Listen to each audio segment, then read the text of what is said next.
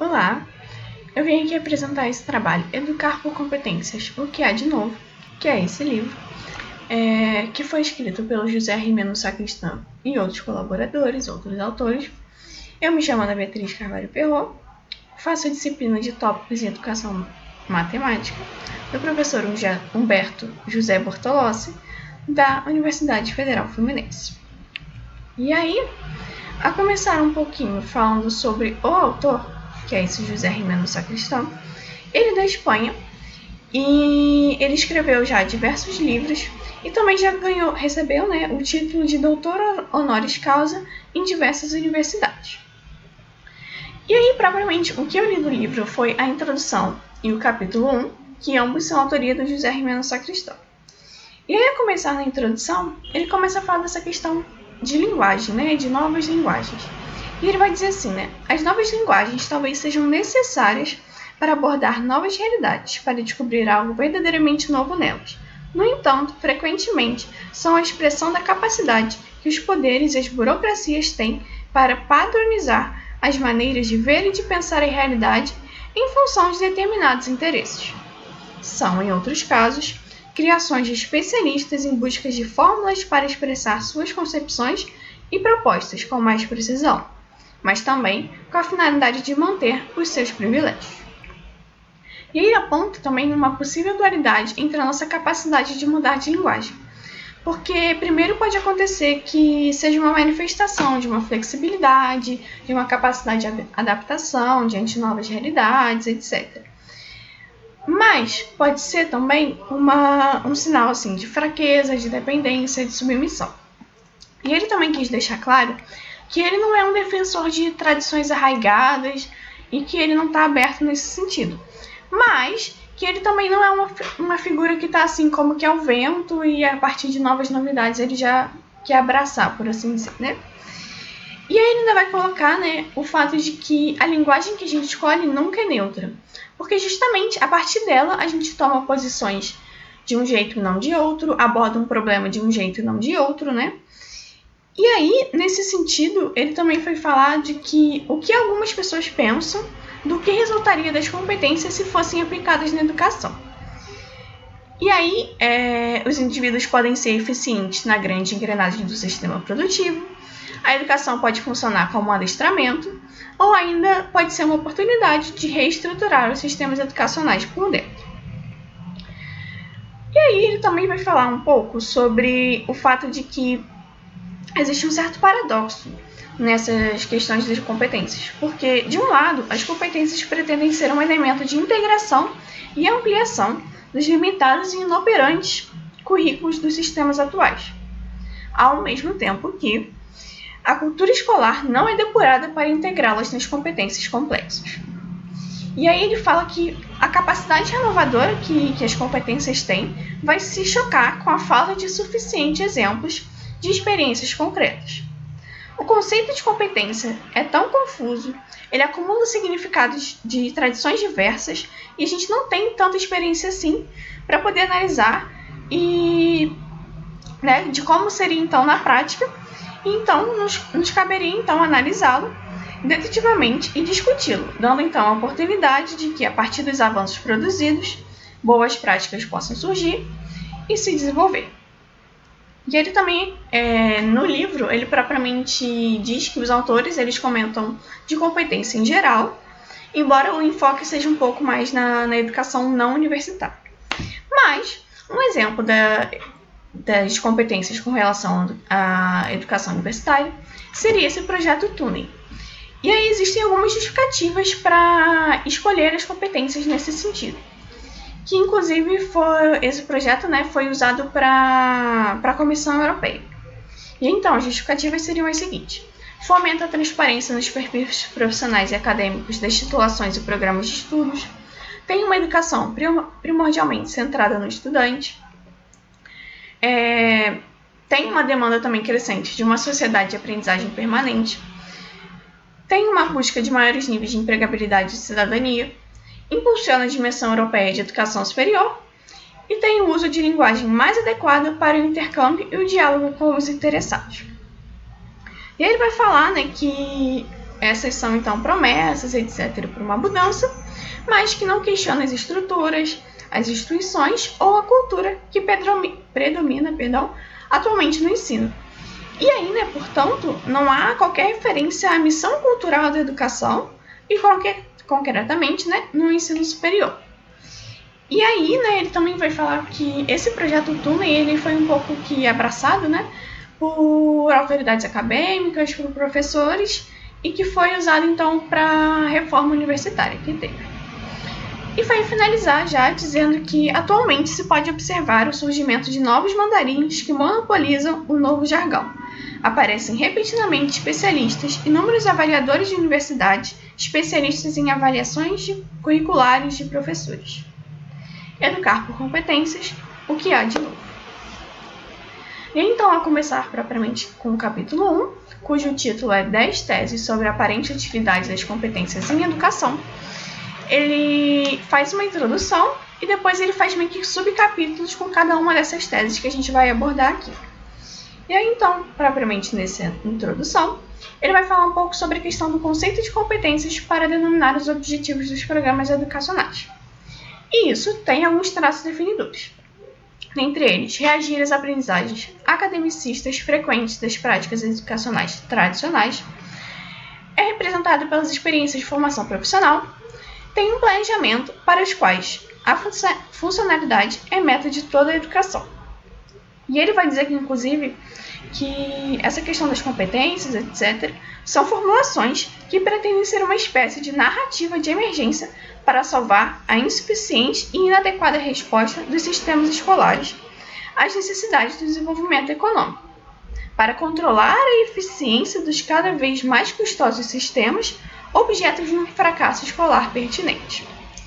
E ele fala também que tem um propósito, essa questão das competências, que é seguir para a elaboração e desenvolvimento de políticas educacionais. E aí, a começar então pela tese 1, cujo título é A Linguagem Não é Inocente, ele começa dizendo do universo semântico de competências, né? Que representa uma forma de entender o mundo da educação, do conhecimento e o papel de ambos na sociedade. E ele relembra também um pouco a questão da função da linguagem. Então, articular o pensamento, dar-lhe forma, organizá-lo, ordená-lo, etc.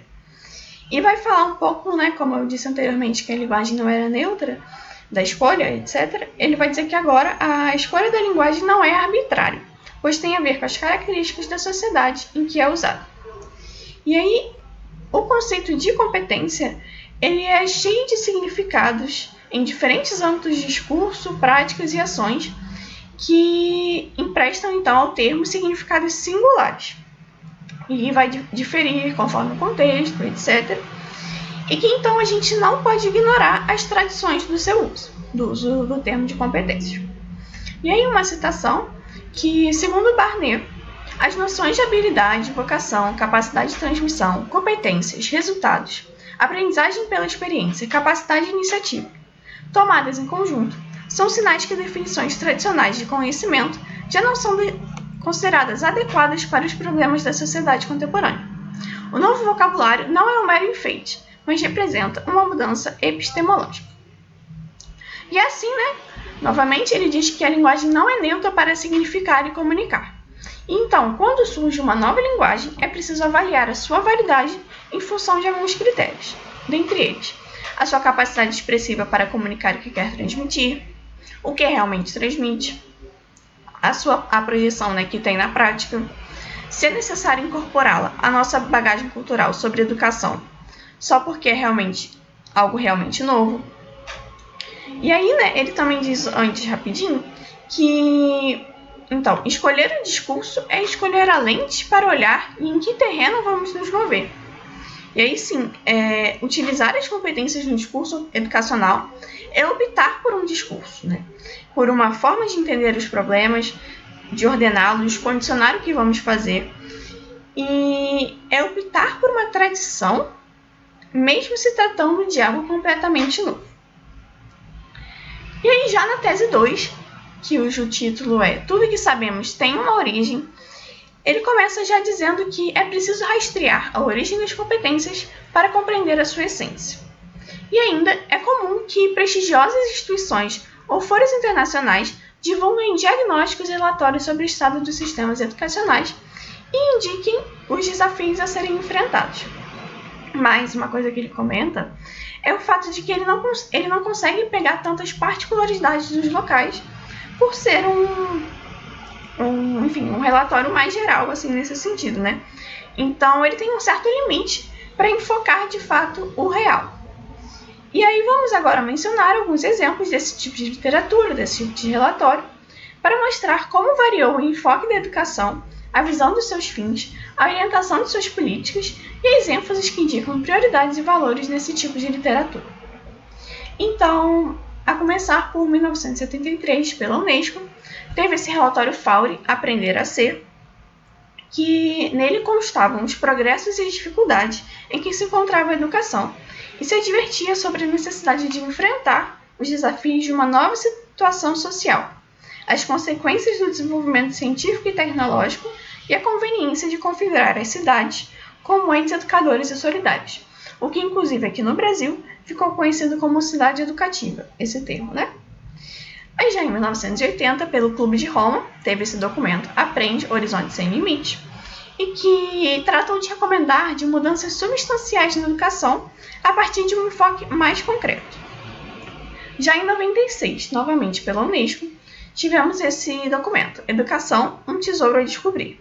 E neles tentou-se tratar um perfil educacional mais humanizado, mais democrático, mais solidário, e que combatesse, então, o fracasso escolar, baseado em uma aprendizagem de qualidade, e o que, então, iria requerer uma reformulação nos diferentes níveis educacionais e tudo mais. E eles propuseram 4 pilares básicos, que seria aprender a conhecer, aprender a fazer, aprender a conviver e aprender a ser. Já em 99, pela Unesco também, houve um documento que estava contido na publicação Os 7 Saberes Necessários para a Educação do Futuro. E aí, ele pontuou algumas coisas para que refletíssemos sobre a educação para um futuro sustentável.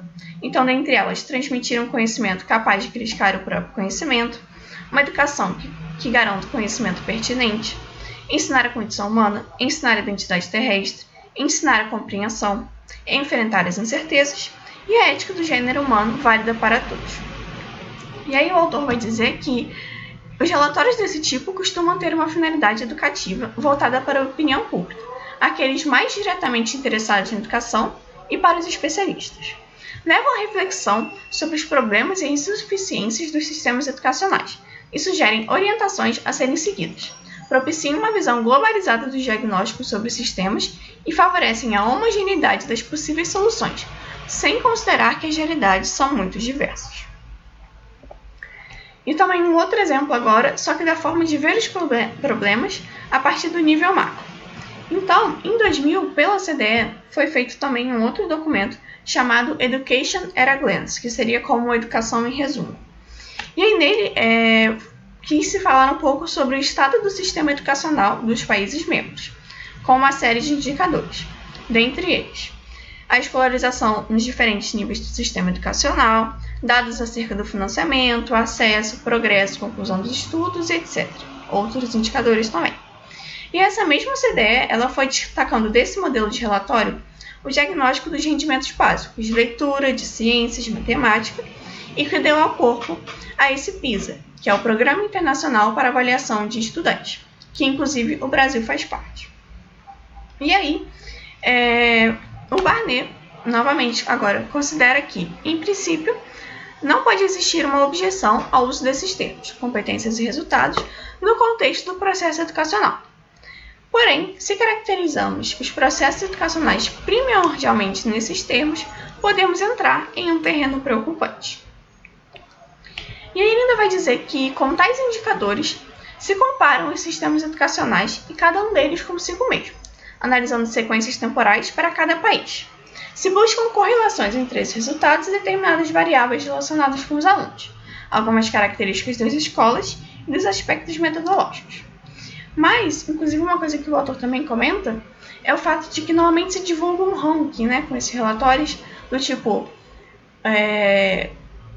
um país tal está em tal colocação e aí um país está melhor do que o outro, etc. Acaba ocorrendo essas comparações, né? Mas que, de fato, elas não são tão proveitosas no sentido de que nem sempre os que investem mais recursos são os melhores. Nem sempre os que recebem menos são os piores. Ou ainda, nem os países que têm mais horas obtêm os melhores resultados e nem mesmo uma média mais baixa de alunos por professor garante necessariamente o sucesso. E então ele vai dizer, né, que temos uma informação limitada e de caráter descritivo. O que podemos saber é se determinado país está abaixo ou acima da média da OCDE e se melhora ou piora com relação a avaliações anteriores. Contudo, nada diz sobre como melhorar a motivação dos alunos ou o clima em uma escola, como trabalham seus professores. Embora, inclusive, ele comenta que os diretores eles respondem se os professores eles trabalham em equipe ou não. E aí, ele vai dizer que tratar esse relatório, né, o relatório, como se tivesse mais capacidade de informar do que não tem, não é correto do ponto de vista técnico, intelectual e moral. E aí também ele vai dizer que, tudo bem, né, existe uma certa preocupação com a utilização dos sistemas de indicadores progressivamente mais complexos, contemplando inclusive a organização, o funcionamento das escolas, os trabalhos escolares em casa, atividades extraescolares, clima escolar, etc. Mas a análise dos dados relativos a essas variáveis se realiza sob o esquema processo-produto, ou seja, considerando que o peso estatístico da correlação entre essas variáveis e os resultados tangíveis, que são geralmente obtidos por provas externas, corresponde a uma explicação. E ele vai dar um exemplo de que aconteceu lá na Espanha, de que os estudantes de 15 anos eles fazem mais trabalhos em casa do que a média dos países da OCDE, sem que essa variável se relacione com os resultados das aprendizagens básicas nesses países. Por outro lado, internamente, existe uma relação mesmo que curvilínea, que é a seguinte: melhores resultados equivalem a mais tempo de trabalho, mas se o tempo aumenta até um determinado limite, os resultados estancam e podem até piorar. E ele vai dizer sobre o relatório PISA que ele pode nos impressionar, pode nos levar a especular sobre a possível origem das deficiências, mas não nos pode dizer o que fazer, nem nos obriga a fazê-lo. E a pretensão de avaliar com mais rigor converte o que pode ser avaliado em referência para decidir o que pode e o que deve ser aprendido, para estruturar o currículo e orientar a educação. Melhorar a avaliação pode melhorar a educação, mas no nosso caso, os esquemas que regem a evolução e a comparação dos sistemas escolares não podem ser a principal referência da inovação nem do planejamento educacional. E aí a origem da proposta é a busca de uma relação de competências aceitáveis que sirvam de indicadores para a avaliação externa dos rendimentos, unicamente dos estudantes. Se estamos falando de criar indicadores, é natural que se estipule que pode ser observado e medido. E aí existe um outro relatório, que é esse DSECO, que seria Definition and Selection of Competencies, que seria como definição e seleção de competências, que no caso é de 2003, e ele diz que a competência se observa em ações, condutas ou escolhas que podem ser observadas e medidas, mesmo que parte dela deva ser inferida. E aí no primeiro relatório desse DSECO, ele tem uma justificativa muito presente de caráter econômico. Já no segundo congresso, que foi feito em 2002, se mantém um pouco a ideia do projeto, cujo objetivo é dar uma referência para interpretar resultados empíricos acerca dos produtos ou dos resultados da aprendizagem e do ensino. E já na última versão do relatório, que foi editado em 2003, os argumentos eles se refinaram bastante e se atende a dimensões com fundo mais educacional e se esclarece as razões econômicas disfarçadas em uma linguagem técnico-científica. E ele vai dizer também que o esquema de trabalho de DSECO ele vai servir como guia para a OCDE, com a finalidade de planejar e desenvolver uma estratégia coerente e de longo prazo para realizar as avaliações e elaborar os indicadores de competência-chave para jovens e adultos. E ele vai dizer ainda que é indiscutível que a escolha do conceito de competências supõe um passo interessante no caminho de escolha de indicadores mais completos, aceitáveis e precisos que reflitam efeitos educacionais de relevância. E vai concluir já essa segunda tese, dizendo que nem tudo pode ser avaliado a partir de indicadores. Pelo menos não seria fácil fazê-lo. aos organismos internacionais cabe apenas fazer estatísticas dos sistemas escolares. E aí ele vai questionar então, em que nos ajudam os dados do PISA? Salvo saber que é um problema, que a nossa situação é preocupante, não se pode oferecer um entendimento de como se produz o problema e menos ainda de como resolvê-lo. Eles poderiam sim incentivar-nos a abordar decididamente o problema.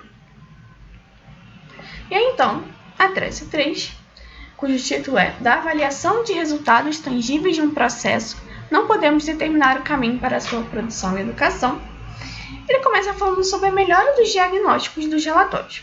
Ele diz que então é fundamental para a compreensão da realidade da educação nos sistemas escolares, o que exigiria então aperfeiçoar, substituir ou acrescentar indicadores. E aí, novamente, esse projeto DSECO, ele trata fundamentalmente de melhorar os indicadores para que eles, sendo comparáveis, sirvam para diagnosticar, mais sutil e acertadamente os aspectos mais intrínsecos da realidade das práticas, usos e costumes dos sistemas escolares. E aí, ele diz que esse projeto DSECO, ele também quer se fixar em competências que contribuam para que os indivíduos tenham uma vida com êxito e se chegue a uma sociedade que funcione bem. E aí, uma imagem que eu peguei do livro, de referência, e que vai falar um pouco sobre os passos e elementos da racionalidade pedagógica clássica. Então, a começar por valores e princípios gerais, era preciso, então, decidir currículos, de modo que se tenha uma aprendizagem relevante e, então, adequando o contexto e utilizando dos recursos disponíveis. Então, a gente conseguiria ir para uma sabedoria prática, utilizar o saber fazer, fruto da experiência adquirida na aplicação da pesquisa e da criatividade. E se os passos dessem certo, acontecesse tudo corretamente, os indivíduos terão ganho em sua capacitação nos aspectos intelectual, cultural, moral, social, domínio de habilidade e sensibilidade. E aí, seria então preciso dispor de alguns critérios, que seria isso aqui, de avaliação que possam proporcionar alguma evidência de que se toda essa lógica funciona, se os alunos vão estar ganhando ou não, se os estudantes vão estar ganhando ou não. E aí, ele vai dizer que esse esquema ele tem um defeito que pode ser transformado em virtude.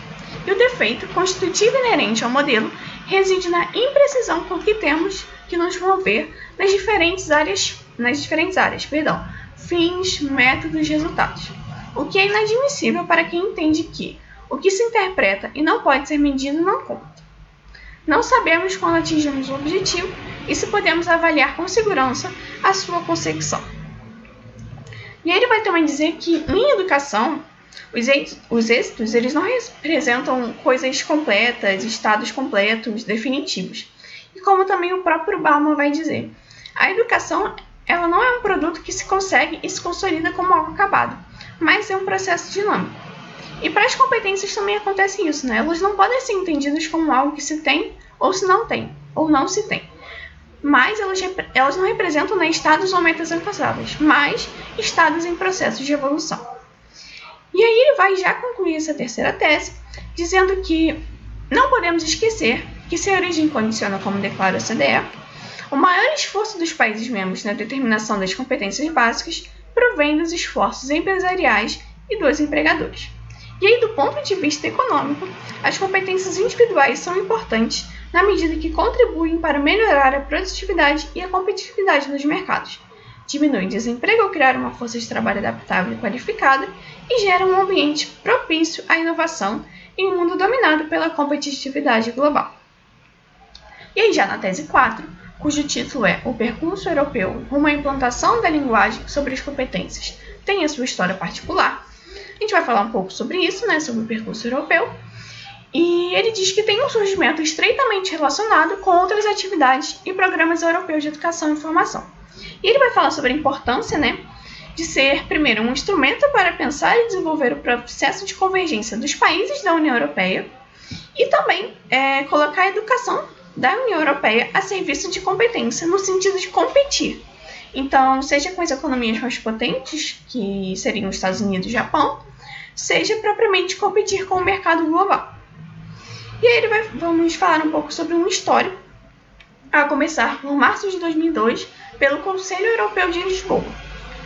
E lá eles propuseram que, antes de 2010, a União deveria se converter na economia baseada no conhecimento mais competitiva e dinâmica do mundo, capaz de crescer economicamente de maneira sustentável, com mais e melhores empregos e maior coesão social, o que então demandaria toda uma transformação, não só na educação, mas propriamente nosso enfoque nos sistemas educacionais.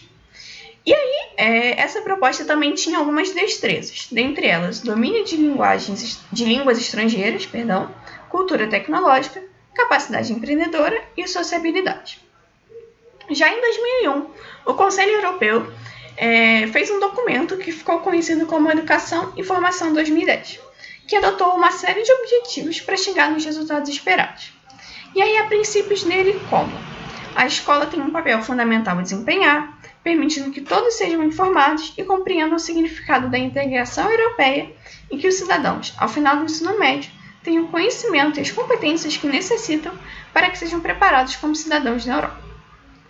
Já em 2002, a Comissão da União Europeia propôs uma série de pontos de referências europeus em educação e informação e agrupou eles em 6 áreas, que seriam mais investimentos em educação e informação, diminuir a porcentagem de evasão escolar prematura, aumentar o número de professores com curso superior em matemática, ciências e tecnologia, incentivar a população a concluir o ensino médio, melhorar as competências-chave e favorecer a aprendizagem permanente, e aproveitar os estudos e análises feitos por organizações internacionais a fim de permitir que a União se inspire nas melhores práticas internacionais.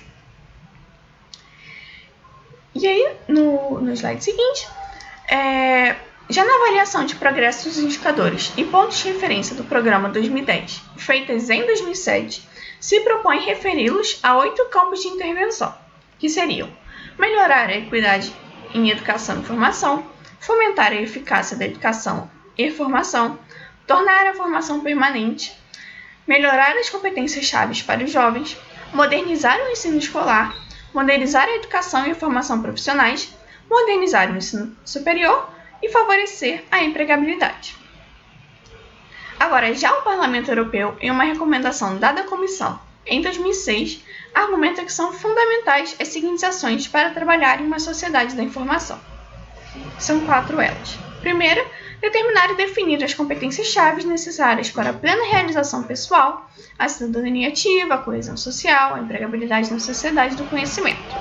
A segunda, apoiar as iniciativas dos Estados-membros que tenham por objetivo garantir que, ao término da educação e formação iniciais, os jovens tenham desenvolvido as competências-chave na medida necessária para que estejam preparados para a vida adulta.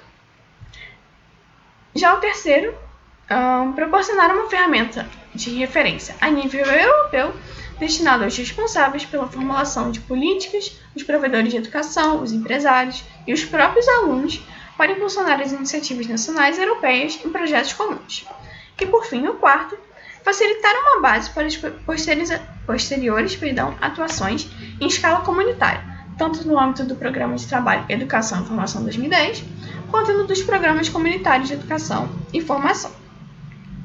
E ainda nessa perspectiva, esse mesmo relatório ele vai estabelecer competências básicas, que são elas: comunicação na língua materna, comunicação em línguas estrangeiras, competência em matemática, ciências e tecnologia, competência digital, aprender a aprender, competências sociais e cívicas, sentido de iniciativa e espírito empreendedor e consciência de expressões culturais. E aí, ainda entre os objetivos para 2010, está o que se realize a identificação das habilidades básicas e que delas, junto com as habilidades tradicionais, de que forma elas, junto com as habilidades tradicionais, se integrarão no currículo para serem aprendidas e mantidas durante toda a vida. E ao se dizer que as competências elas podem ser aprendidas, não significa que se tenha êxito aprendendo algo especificamente, nem como consequência de ter uma experiência delimitada. O seu sucesso está em função da condensação acumulada de aprender sobre determinados conteúdos, fazendo de forma conveniente. E inclusive ele vai falando que ajustar os currículos em razão das competências e não dos conteúdos pode fazer com que tentativas como o projeto DCECO tenham pouco futuro.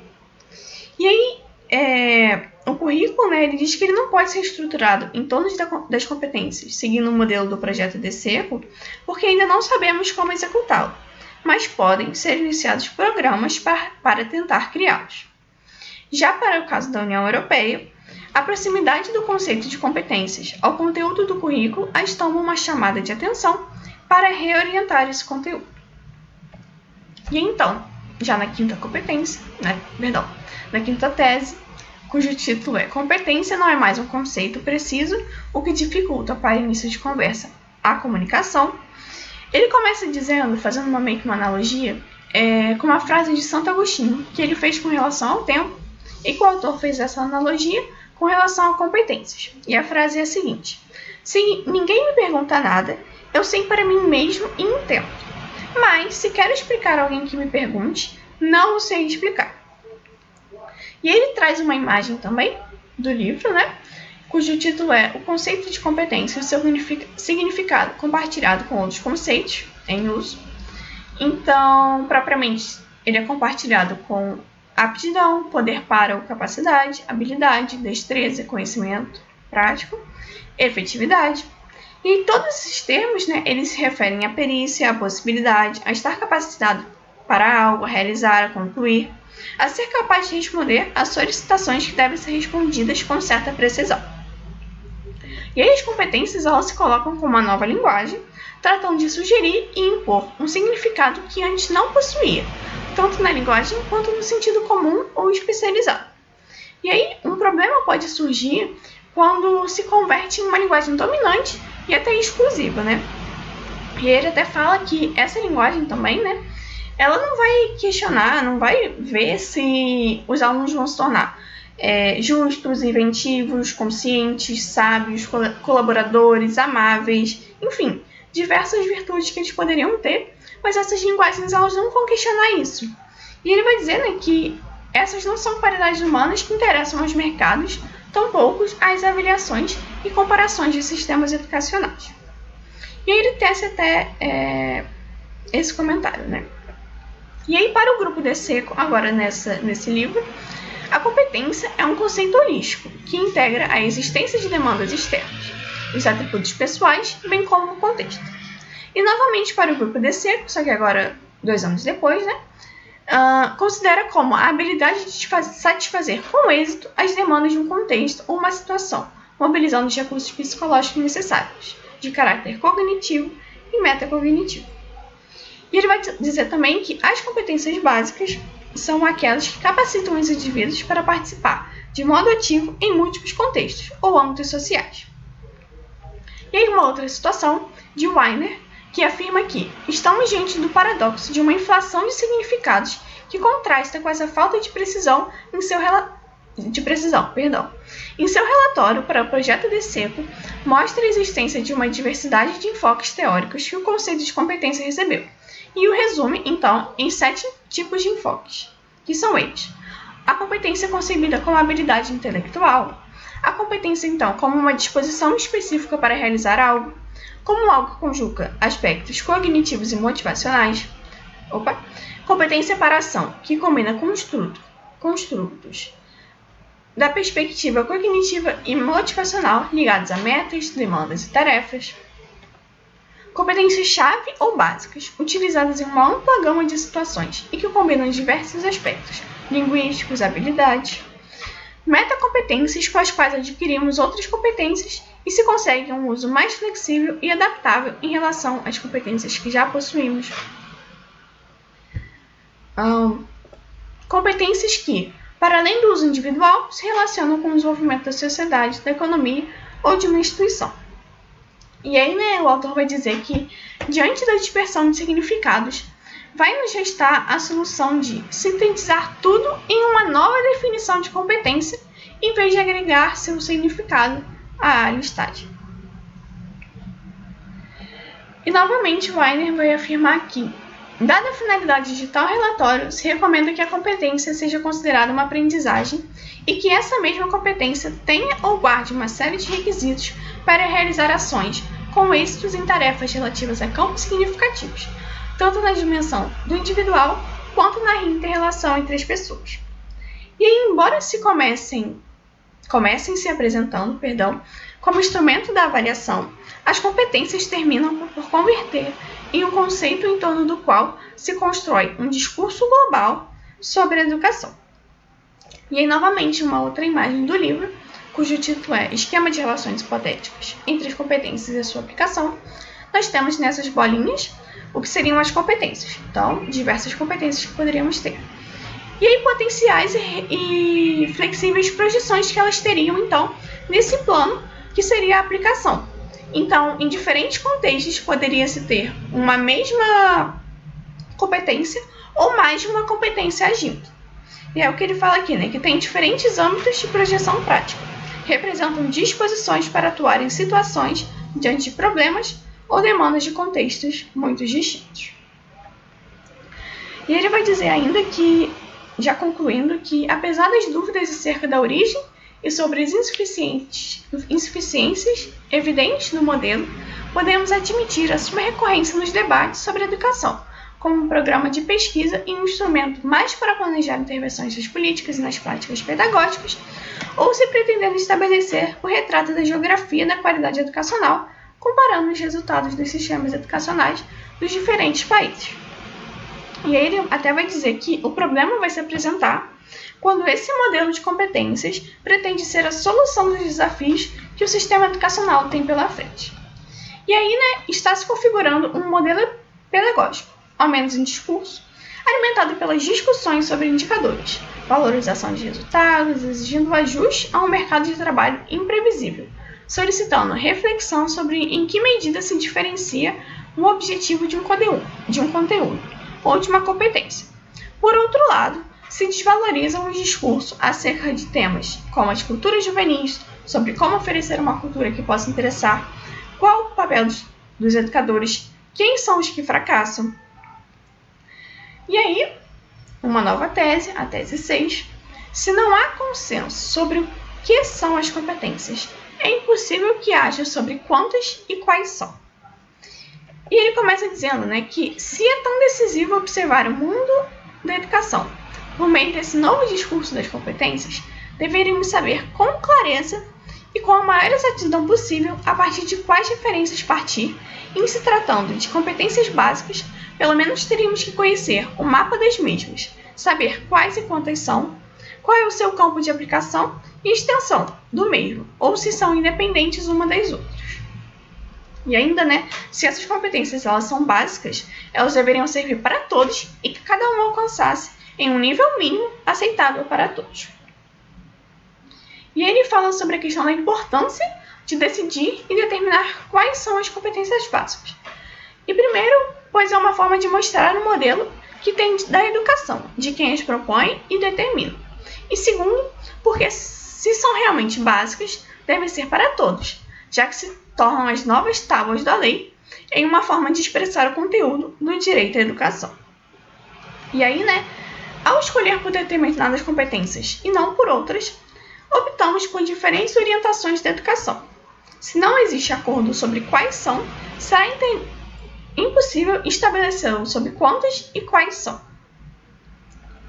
E aí, novamente, aquela questão do projeto DCECO, houve um primeiro simpósio em 99, que fez um documento chamado Defining and Selecting Key Competence, que seria como definição e seleção de competências chaves, e ele se cristalizou a primeira definição das competências básicas, cujas pretensões e requisitos são contribuir para valorizar quais resultados são valiosos para os indivíduos e para a sociedade, ajudar os indivíduos a encontrar desafios importantes em uma ampla e variada série de contextos, que sejam importantes para todos os indivíduos e não apenas para os especialistas, o que implicaria, então, em interagir no seio de grupos socialmente heterogêneos, habilidade que também implicaria, em habilidade para se relacionar de modo adequado com os outros, habilidade para cooperar, habilidade para manejar e resolver conflitos.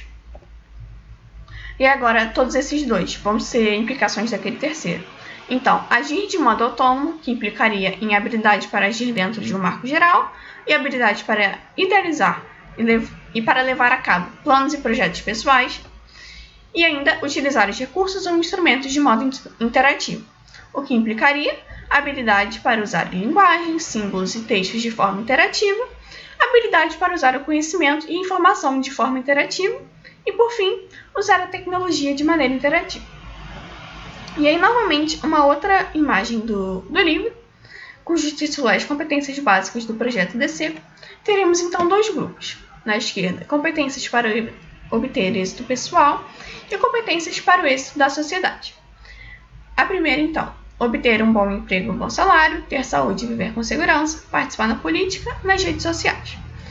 Já a segunda, produtividade econômica, funcionamento democrático, coesão social apoiada na justiça e nos direitos humanos e sustentabilidade ecológica. E que as duas iriam requerer competências individuais e institucionais e aplicar competências individuais de forma que contribuam com as finalidades educativas. E aí, novamente, uma outra imagem do livro, e que agora é uma comparação entre o programa da OCDE e o programa da União Europeia. Então, o da OCDE, por exemplo, no âmbito geográfico de referência, seriam os países membros da OCDE. No âmbito da União Europeia, seriam os próprios países da União Europeia. Teria uma função para a OCDE de diagnóstico externo do sistema escolar, permitindo a comparação entre os países e internamente. Para a União Europeia, seria uma ação de critério orientador do currículo em geral e de critérios mínimos comuns para todos os países, equiparando seus sistemas. Oferecer critérios de avaliação no interno. Para a OCDE, seria trabalhado por indicadores, para a União Europeia por diretrizes curriculares, e, por exemplo, também a finalidade seria para a OCDE comparar sistemas educacionais, encontrar simultaneidade com determinadas variáveis, e para a União Europeia encontrar as bases do currículo comum europeu à margem de conteúdos mais locais. E aí, continuando essa mesma tabela, teria uma justificação filosófica para a OCDE, que seria dar conta dos resultados de modo geral, eficiência econômica com proteção de um ajuste ao mercado de trabalho, e para a União Europeia seria uma posição muito semelhante. A fundamentação epistemológica para a OCDE seria positivista em sua primeira proposta, e para a União Europeia seria positivista com alguma tolerância, e as especificações das competências eu já abordei aqui anteriormente, então seria basicamente isso que já está aqui no slide. E aí já na tese 7, nós começamos a falar propriamente do título, que é atualmente precisamos da competência geradora das próprias competências. E aí ele fala o seguinte: é saudável que nos preocupemos pelo que queremos obter. Esclarecer as metas é uma atitude racional e necessária para dar sentido à ação, e também o é a partir de um ponto de vista racional e ético.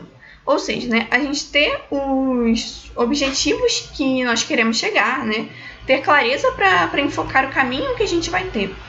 Mas o fato de introduzir muita precisão na formulação desse objetivo não vai aumentar necessariamente a capacidade da gente conseguir obtê-lo. Ele vai dizer que a finalidade, orienta e fomenta a ação, mas ela não vai determinar o como fazer, não vai determinar o fazer.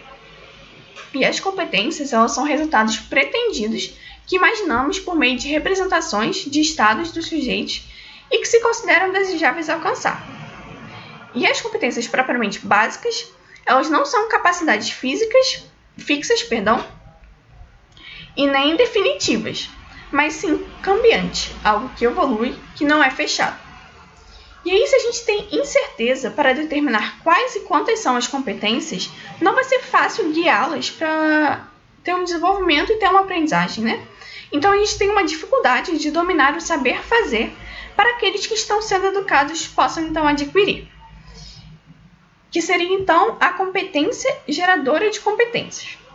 Sabemos pouco ainda sobre de que forma se chega a dominar essas competências básicas.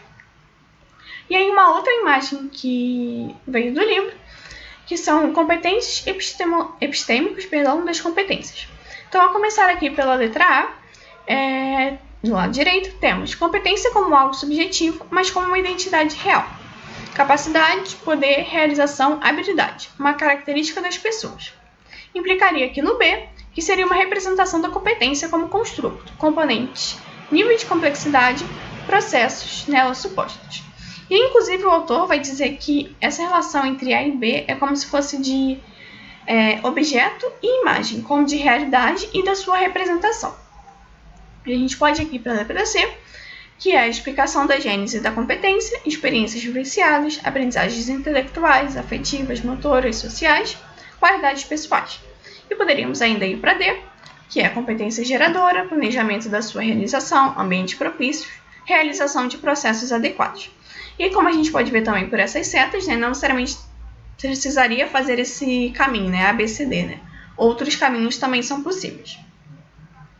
E o autor já vai concluir essa tese falando que o enfoque por competências motiva uma infinidade de experiências de formação nos estudos dirigidos a profissões e postos de trabalho reais. Também é referência para desenvolver experiências pedagógicas que excedam os esquemas acadêmicos mais usuais. A fraqueza da teoria pode acontecer, pode corresponder com a impossibilidade de levar a cabo uma pedagogia baseada em competências, pois é evidente que pouco mais além de as anunciar, não possuímos o capital, e os professores também não, de saberes práticos necessários para conhecer de que maneira se suscita o desenvolvimento das competências. E ainda, se por outro lado o currículo atual não corresponde às competências básicas, se há que traduzi-lo ou inventá-lo, o que ocorre que criamos na transubstanciação das mentalidades e das práticas, ou não se derivarão consequências para o desenvolvimento do currículo. E aí ele vai dizer um pouco sobre a imaturidade do campo. Deveria dar o que pensar antes de querer se lançar a propagar todos esses conceitos. Já na tese 8, quase acabando, temos a utilidade de uma proposta que não se garante por proceder de organismos governamentais, intergovernamentais ou internacionais. E aí ele começa falando sobre a ressonância dessa nova moda sobre competências foi provocada e amplificada de cima. E essa condição, ela talvez possa explicar tanto a pouca ou muita capacidade de que essa nova linguagem tem para fecundar a realidade da educação que as pessoas recebem, como também pode servir para demonstrar, mais uma vez, a pouca eficácia e o baixo nível de utilidade de mudar e melhorar a educação, regulando e ordenando a realidade, sem contar com ela ou com os seus habitantes. E aí ele vai dizer que até existe um certo respeito por parte das pessoas para com os diagnósticos e informações que provêm desses organismos nacionais e internacionais. Mas a sua validez e autoridade vai depender, em primeiro lugar, de qual é o conteúdo que eles estão apresentando. E aí, a gente pode também pensar que os objetivos são metas a conseguir e que isso ocorre quando o sujeito conseguiu um grau de domínio das possibilidades especificadas na competência. E aqui, novamente, uma outra imagem do livro, agora só da União Europeia, que é um exemplo de como projetar o desenvolvimento da competência comunicativa segundo a União Europeia. Então, a gente tem um esquema das competências básicas na sociedade baseado no conhecimento. Então, a gente tem o domínio, a definição da competência e os aspectos que constituem a competência. Então, nesse exemplo, a gente tem o domínio de comunicação em língua materna. Aí a definição é a seguinte: comunicação é a habilidade para expressar e interpretar pensamentos, sentimentos e fatos de modo oral ou escrito nos diversos contextos social e culturais, no trabalho, em casa ou no tempo livre. E aí, dentre os aspectos, temos o conhecimento, as habilidades e as atitudes. E no conhecimento, para ilustrar, temos esse primeiro aqui, que é conhecimento do vocabulário básico, da gramática funcional, do estilo, das funções da linguagem. Nas habilidades, temos a habilidade para se comunicar de modo oral ou escrito, para compreender e se fazer entender, por meio de mensagens e situações e com propósitos diversos. E nas atitudes, poderemos ter também desenvolver uma atitude positiva para com a língua materna, disposição aberta em relação às opiniões e argumentos dos demais. E aí aqui também continua outros aspectos para o conhecimento, para a habilidade e para as atitudes, ainda sobre comunicação em língua materna. E aí, o autor ainda vai dizer que os regulamentos do currículo não são o instrumento mais adequado para convencer que as propostas são adequadas para a reordenação do pensamento sobre a educação e sobre a necessidade de substituir velhos usos por novas práticas, mesmo que elas contenham diretrizes explícitas e implícitas que servem para um determinado modo de entender a educação. Se servirão de instrumento de divulgação de uma política e de uma pedagogia deverão ser comunicáveis.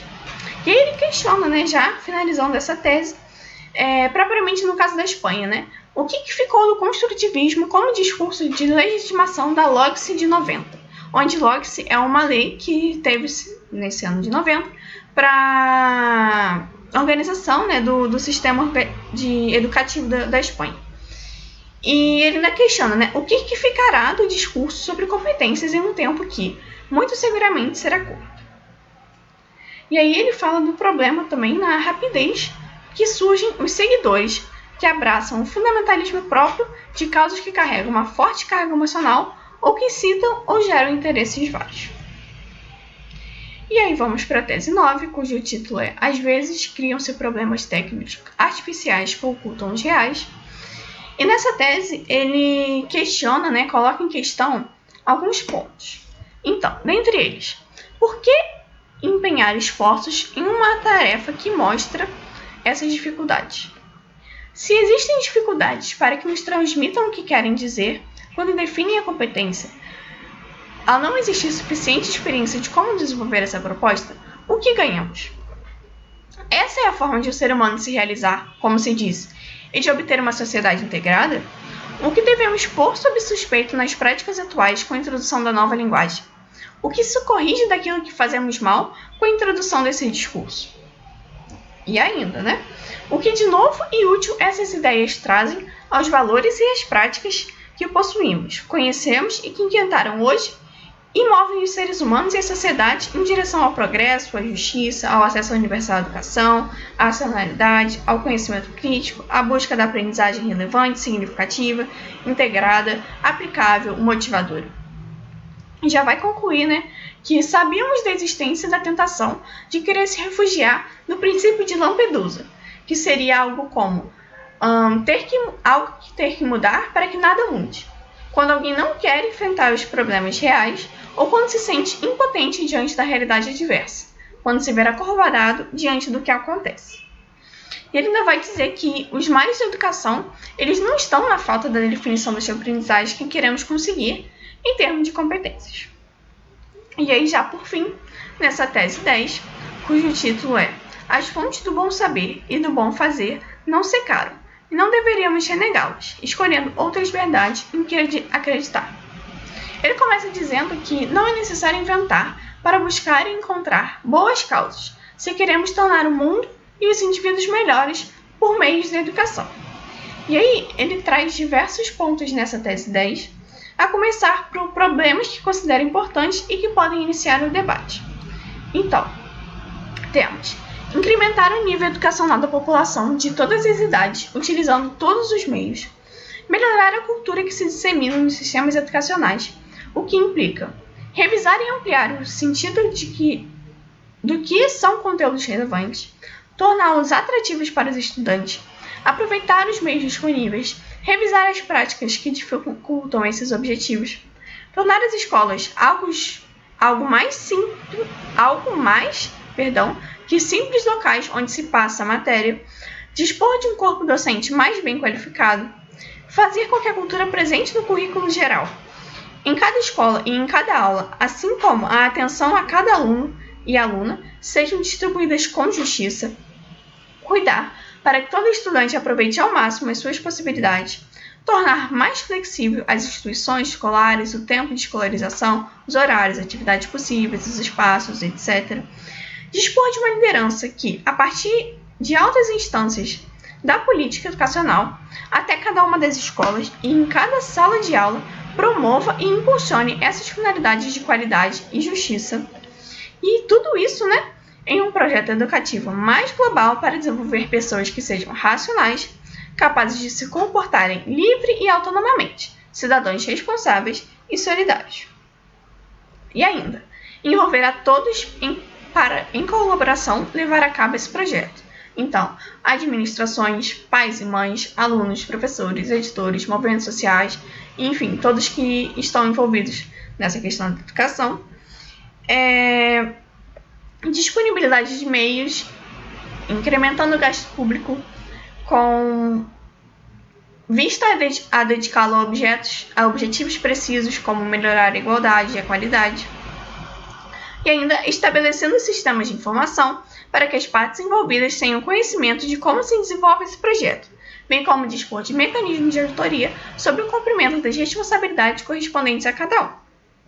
E além disso, ele também vai fazer algumas recomendações para que os conteúdos sejam fontes para o desenvolvimento de capacidades.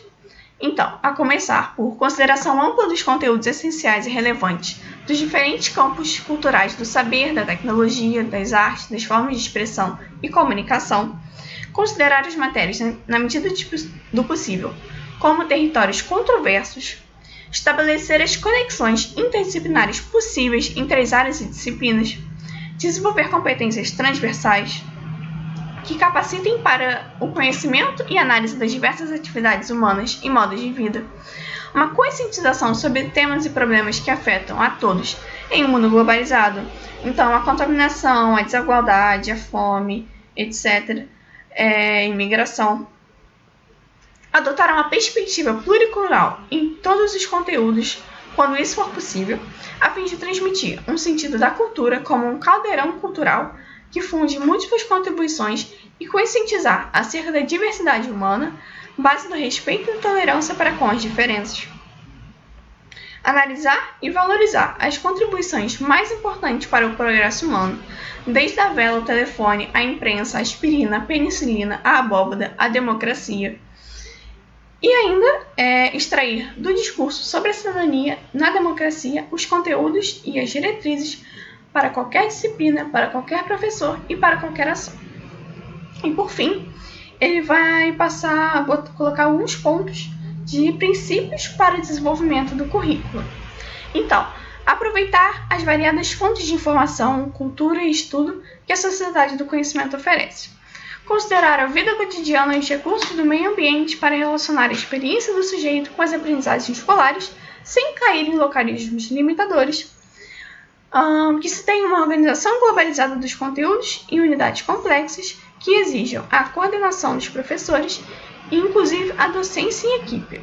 Além disso, as conexões interdisciplinares de conteúdos podem ser juntadas a atividades e meios e unidades temáticas, de uma certa complexidade e duração em seu desenvolvimento. Ainda, estímulo e exercício das variadas formas de expressão nas realizações ou trabalho dos alunos. A motivação em relação aos conteúdos e atividades não é algo que se possa dar por suposto nem surgir de forma espontânea. Devem ser provocadas por meio de um ensino interessante.